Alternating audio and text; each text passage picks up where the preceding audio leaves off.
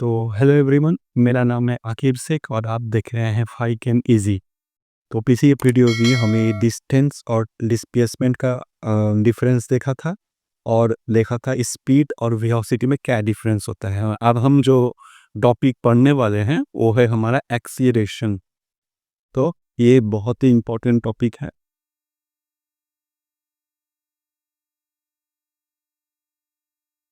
तो एक्सीलरेशन होता क्या है? तो हमने पहले पढ़ा है कि वेलोसिटी क्या होता है, displacement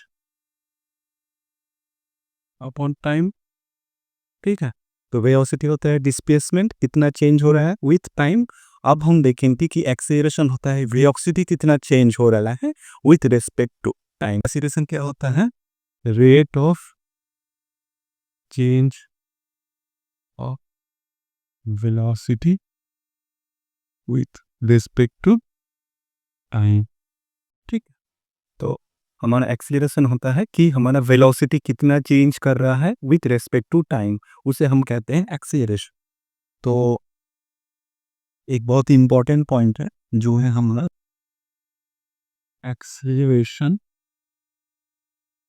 exists only for non-uniform motion। इसका मतलब क्या है कि हमारा जो एक्सेलरेशन जो होगा वो सिर्फ और सिर्फ नॉन यूनिफॉर्म मोशन के लिए ही वैलिड है। यानी कि अगर कोई मोशन अगर हमारा यूनिफॉर्म मोशन है तो उसमें एक्सेलरेशन एग्जिस्ट ही नहीं करेगा। क्यों नहीं करेगा? क्योंकि नॉन यूनिफॉर्म मोशन में वेलोसिटी चेंज होता रहता है और वेलोसिटी चेंज होगा तभी तो हमारा एक्सीलरेशन आएगा। तो एक्सीलरेशन का अगर हम एक्सीलरेशन का ये देखें, ये क्या होता है? ये होता है हमारा rate of change of velocity with time. ठीक है, तो अगर हमारा rate of change of velocity नहीं होगा तो हमारा एक्सीलरेशन एग्जिस्ट नहीं करेगा। तो हमारा जब एक नॉन यूनिफॉर्म मोशन होगा जहाँ पे हमारा वेलोसिटी चेंज होगा वहाँ पे हमारा एक्सेलरेशन भी एग्जिस्ट करेगा। जैसे अगर आप देखें, यहाँ से इस पॉइंट से इस पॉइंट पे आपका वेलोसिटी था 5 मीटर पर सेकेंड। ठीक है, इन 1 सेकेंड। और फिर यहाँ से यहाँ आप गए 5 मीटर पर सेकेंड, आपका वेलोसिटी ये v1 ये v2। ठीक है, और ये थी आप गए 1 सेकेंड में। ठीक है, तो आपका वेलोसिटी क्या होगा? यहाँ पर देखिए वेलोसिटी चेंज नहीं हो रहा, वेलोसिटी सेम है। यानी कि rate of change of velocity मतलब v2 minus v1 divided by time. ये क्या होगा? यहाँ पर भी फाइनल क्या है? ये तो गया हमारा फाइनल और ये तो गया हमारा इनिशियल। तो फाइनल 5 मीटर पर सेकेंड और इनिशियली 5 मीटर पर सेकेंड। टाइम है 1 + 1 यानी कि 0/2 यानी कि 0 मीटर स्क्वायर पर सेकेंड। ठीक है, तो एक्सेलरेशन नॉन यूनिफॉर्म मोशन के लिए ही एग्जिस्ट करेगा, यूनिफॉर्म मोशन के लिए एक्सेलरेशन एग्जिस्ट ही नहीं। तो उसी तरह अगर हम एक नॉन यूनिफॉर्म मोशन है, ठीक है, non uniform motion, non uniform motion मतलब वेलोसिटी चेंजेस, ठीक है, विथ रिस्पेक्ट टू टाइम। तो एग्जांपल ले लेते हैं। तो आप सोचिए यहाँ से आपने स्टार्ट किया, ठीक है, और आप एक पॉइंट पे पहुंचे और फिर इस पॉइंट से इस पॉइंट पे आप पहुंचे। ठीक है, तो आपका जो इनिशियल वेलोसिटी था वो क्या था? 0 मीटर पर सेकेंड। ठीक है, मतलब आपने जब स्टार्ट नहीं किया है, आप जब रेस्ट में हैं, उसके बाद आप यहाँ पे 10 मीटर पर सेकेंड की स्पीड से गए। आप स्पीड 10 मीटर पर सेकेंड के वेलोसिटी से गए, आपको टाइम लगा 2 सेकेंड। और फिर इस पॉइंट से आप इस पॉइंट पे गए, आपको लगा 20 मीटर पर सेकेंड वेलोसिटी और आपको टाइम लगा 5 सेकेंड्स। ठीक है, तो इसमें आपका यहाँ से यहाँ पे एक एक्सीलरेशन एग्जिस्ट करेगा और यहाँ से यहाँ पे आपका एक एक्सीलरेशन एग्जिस्ट करेगा। ठीक है, तो एक्सीलरेशन 1। तो rate of change of velocity क्या है? आपका फाइनल वेलोसिटी यानी कि v2 और ये आपका इनिशियल वेलोसिटी। ठीक है, तो v2 माइनस v1 क्या होगा? Divided by time. तो वेलोसिटी क्या था, 10 मीटर पर सेकेंड माइनस 0 मीटर पर सेकेंड डिवाइडेड बाय 2 सेकेंड्स। ठीक है, तो यहाँ पे आपका क्या आ जाएगा, 10 मीटर पर सेकेंड अपॉन 2 सेकेंड। यहाँ पे आ जाएगा 2 5 यानी कि 5 मीटर पर सेकेंड स्क्वायर। ठीक है, यहाँ से आपको एक और चीज़ पता चल गया है क्या, कि एक्सेलरेशन का यूनिट जो होता है, यूनिट होता है मीटर अपॉन सेकेंड स्क्वायर।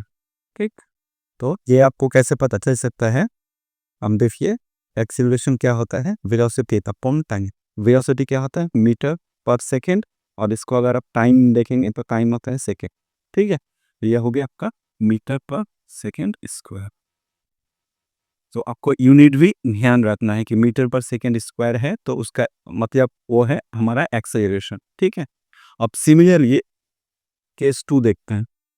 ठीक है,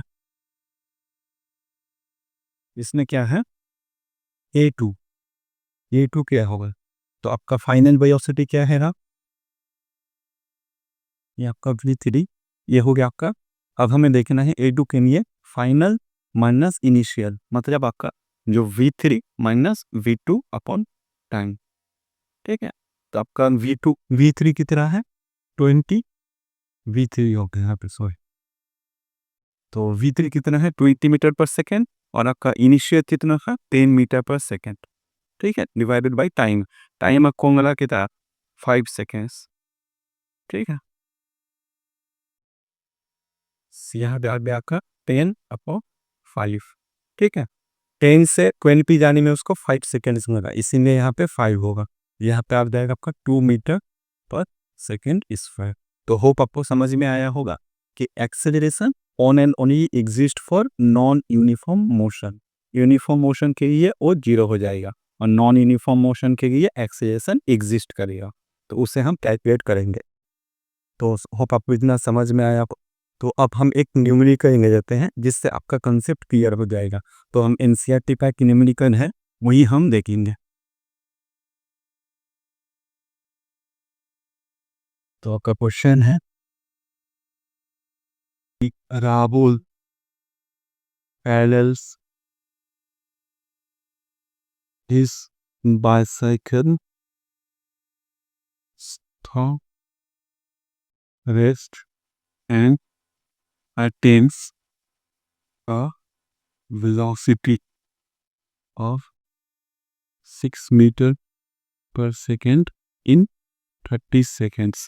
Then he apply brakes and his velocity becomes 4 meter per second in 5 seconds. Find the acceleration in both the cases. ठीक है, यहाँ पे क्या बोल रहा है कि एक बॉय ने, राहुल, जो कि अपना, तो उसने अपना बाईसाइकिल इस पॉइंट से स्टार्ट किया। ठीक है, इस पॉइंट से इसने स्टार्ट किया और वो 30 सेकेंड में उसका वेलोसिटी 6 मीटर पर सेकेंड वो अटेन कर जाता है। ठीक है, जब उसने स्टार्ट किया, स्टार्ट से उसने 30 सेकेंड बाद उसका वेलोसिटी 6 मीटर पर सेकेंड हो गया। ठीक, और फिर वो 30 सेकेंड जाने के बाद उसने ब्रेक अप्लाई किया, और ब्रेक अप्लाई करने की वजह से उसका जो वेलोसिटी 6 मीटर पर सेकेंड है वो 4 मीटर पर सेकेंड हो गया। ठीक है, कितना देर में, 5 सेकेंड्स में उसका 4 मीटर पर सेकेंड पे उसका वेलोसिटी आ गया। ठीक, तो आपको A1 और A2 कैलकुलेट करना है। ठीक, मतलब आपको एक्सेलरेशन इस केस में भी कैलकुलेट करना है और इस केस में भी कैलकुलेट करना है। ठीक है, तो फर्स्ट केस के लिए हम देखते हैं क्या होगा। तो फर्स्ट केस में ये होगा, एक्सेलरेशन क्या होता, change in velocity upon time. ठीक है, तो यहाँ पे जब वो स्टार्ट में था, ठीक है, जब उसका बाईसाइकिल एकदम रेस्ट में था तो उसका वेलोसिटी कितना होगा, 0 मीटर पर सेकेंड। ठीक है, तो इसे हम यूज़ करेंगे। ठीक है, तो चेंज इन वेलोसिटी मतलब फाइनल वेलोसिटी तो इसको हम फाइनल वेलोसिटी पकड़ते हैं 6 मीटर पर सेकेंड और इनिशियल था 0 मीटर पर सेकेंड, ठीक है। तो इनिशियल था 0 मीटर पर सेकेंड, तो ये क्या हो जाएगा 6 माइनस 0/30, ये लग जाएगा 6/30 मीटर पर सेकेंड स्क्वायर 1/5 यानी कि 0.2 मीटर पर सेकेंड स्क्वायर। क्या आ गया आपका फर्स्ट केस में एक्सेलरेशन। अब हमें सेकेंड केस में फाइंड करना है। ये हो गया आपका A1। अब सेकेंड केस में क्या होगा, सेकेंड केस में आपका जो एक्सेलरेशन होगा वो होगा V3 माइनस V2। इसको अगर हम V2 पकड़े और इसको अगर हम V3 पकड़े और इसका V1, तो यहाँ पे क्या आ जाएगा अपॉन टाइम, ठीक है। तो V3 यहाँ पे क्या है 4 मीटर पर सेकेंड और इनिशियल कितना था 6 मीटर पर सेकेंड माइनस 6, और इसको 4 मीटर पर सेकेंड आने के लिए कितना टाइम लगा 5 सेकेंड्स। तो ये हो जाएगा आपका -2/5 यानी कि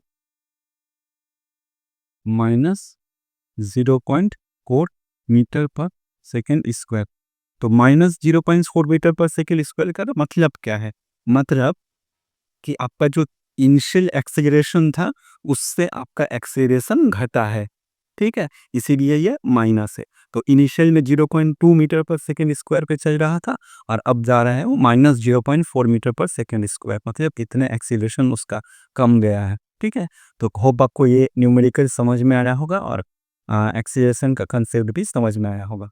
अब देखिएगा हमेशा एक्सेलरेशन के केस में आपको वेलोसिटी दे देगा, ठीक है, और वेलोसिटी दोनों ही वेलोसिटी आपको दे देगा, V1 भी दे देगा V2 भी दे देगा, और आपको इसके लिए कितना टाइम लगा है और इसके लिए आपको कितना टाइम लगा है। तो बस आपको कुछ नहीं करना है, V2 से V1 माइनस करना है अपॉन ये फर्स्ट टाइम और सेकेंड ये टाइम, इससे आप इजीली एक्सेलरेशन कैलकुलेट कर सकते हैं। तो ये था आपका एक न्यूमेरिकल जिससे आपको शायद कॉन्सेप्ट का क्लियरिटी हो गया।